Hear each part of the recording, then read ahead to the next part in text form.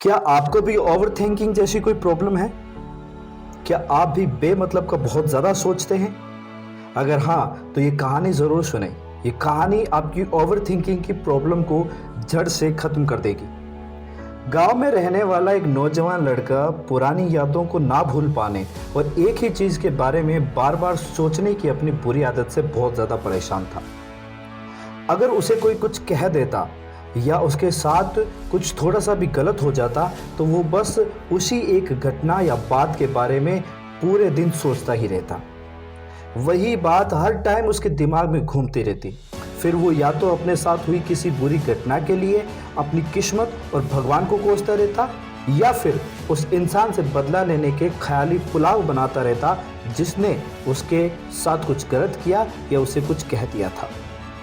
अपनी इस ज़्यादा सोचने की आदत की वजह से ना तो लोगों के साथ उसके रिश्ते अच्छे थे और ना ही वो किसी काम को अच्छे से कर पाता था।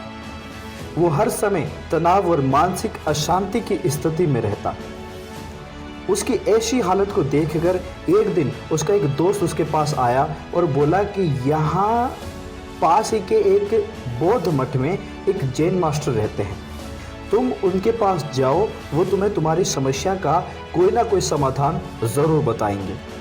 वो लड़का जैन मास्टर के पास जाता है और अपनी समस्या उन्हें बताता है कि कैसे वो एक ही घटना के बारे में बार बार सोचता रहता है और पुरानी बुरी बातों व यादों को भूल नहीं पाता है।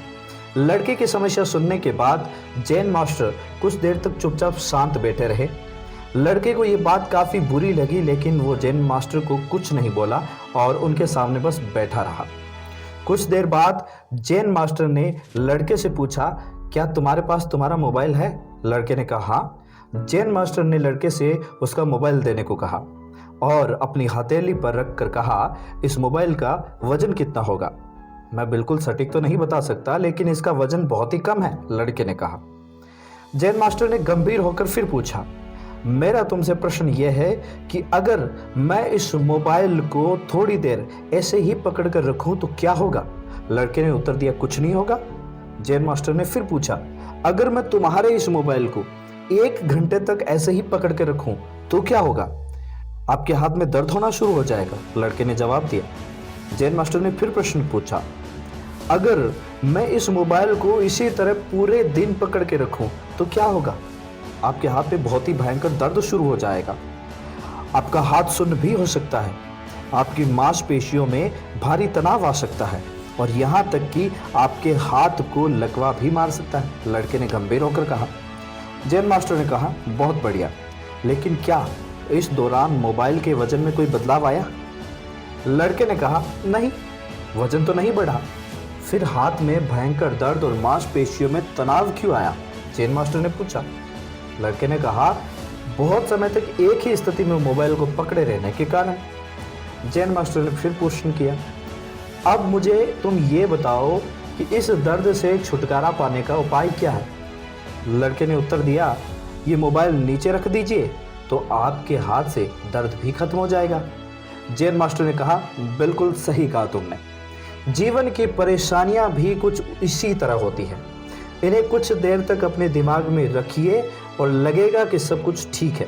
कुछ समय के बाद तुम्हें पीड़ा होने लगेगी और इन्हें ज़्यादा समय तक अपने दिमाग में रखो तो फिर ये आपको अशांत और पागल करने लगेगी और आप कुछ भी नहीं कर पाएंगे। जैन मास्टर ने लड़के की तरफ इशारा करते हुए कहा, अपने जीवन की गलतियों और घटनाओं के बारे में सोचना ज़रूरी है, लेकिन उससे भी ज़्यादा ज़रूरी है उनसे सीख कर आगे बढ़ना। अगर तुम एक ही बात को पकड़कर बैठे रहते हो तो ठीक इस मोबाइल की तरह ये भी तुम्हारे जीवन में दर्द पैदा कर देगी। अगर तुम आज अपने अतीत को लेकर बैठे रहते हो तो ये आज भी तुम्हारे हाथ से निकल जाएगा और फिर तुम भविष्य में किसके लिए पश्चाताप करोगे? तुम अपने भविष्य में जैसा इंसान बनना चाहते हो उसके लिए तुम आज ही से प्रयास करना शुरू कर दो, वैसा इंसान बनने की कोशिश करना शुरू कर दो और कोशिश करो कि आज तुम वैसी गलतियां ना करो जिसके लिए तुम्हें भविष्य में पछताना पड़े। इसलिए चिंता करना बंद करो और अपने आज के कर्मों पर फोकस करो, क्योंकि चिंता व्यक्ति को उसकी चिता तक ले जाती है।